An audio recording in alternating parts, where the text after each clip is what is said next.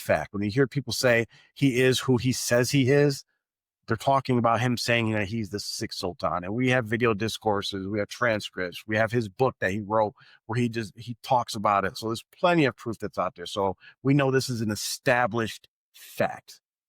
If he subscribed to these beliefs that we just mentioned in the earlier video, in that kufri sense, that is the problem. Again, he says it really quick, straight up. If he subscribes to this, is a problem. And he did. Like I said, very clearly he did. A sign of a true sheikh, and he gives more than he can take. So he says the sign of a true sheikh is that he gives more than he takes. And we know this is not true in the case of Mubarak Gillani or even the current leadership. We know that Mubarak Gillani became a millionaire off of TMOA. We have very core evidence. We have videos. We have audios of, his descendants after he passed away fighting over an inheritance of millions and millions of dollars. They're fighting over literally gold bars. You have Mubarak Gillani, who was living in the lap of luxury while his community over in America lived in poverty. And, some people have risen up and gotten good careers, have been able to upgrade their living conditions.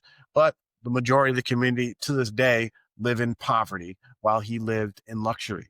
And his family currently lives in luxury and travels the world. So it's very clear that the leadership, including Mubarak Gillani, they took more than they gave, in contrast to what Prophet Muhammad ﷺ did and the examples of leadership that we have in the right, the guy, the caliphs. Take fees as their student.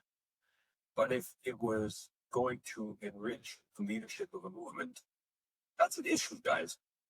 That it's a red flag according to me. Okay, and he says it's a red flag if your sheikh or your leadership are taking fees for you to be part of the group. And we're not talking about community fees, because in TMOA, they have a thing where they pay 10%. I think it's still 10%. At one time, it was 100%, depending what era of the cult you lived in. But they give a portion of their income that goes directly to the leadership that they hand out to stipends that usually just the leadership takes most of it up. Then there's separate community fees. They handles the things that go on in a community, like paving the roads, doing with the schools and all that. And just to give a quick example of, the leadership taking more than they give, the community at one point was trying to build a school, and they were trying to raise funds from the community. And they basically guilt tripped everybody in the community because the sheikh, who was a millionaire, donated $1,000 to the school.